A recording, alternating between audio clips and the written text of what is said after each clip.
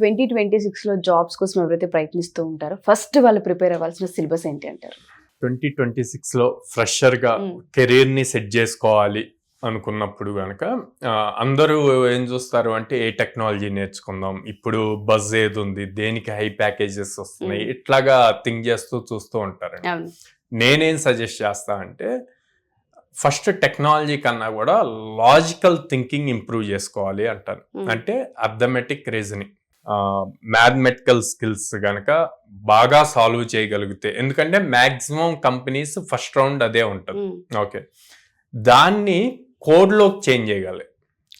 Okay, maths లో ఏదైతే solve చేస్తామో లాజిక్స్, దాన్నే మళ్ళీ సేమ్ కోడ్ లో కూడా సాల్వ్ చేయగలగాలి. ఓకే, ఈ కోడ్ లో సాల్వ్ చేయడానికి ఏదో ఒక టెక్నాలజీ కావాలి, ఏదో జావా కావాలి, పైథాన్ కావాలి, లేదు అంటే C++ ఇట్లా కూడా ఉంటాయి.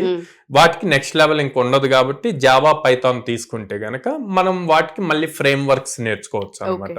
సో ఇలా ప్రాపర్ గా ఒక టెక్నాలజీ తీసుకొని ప్లాన్ చేసుకుంటూ end to end applications build చేయగలిగారు అంటే గనక మీకు 2026 ఇయర్ లో మీ కెరీర్ స్టార్ట్ చేయడానికి కావాల్సిన స్కిల్ సెట్ ఉంటుంది.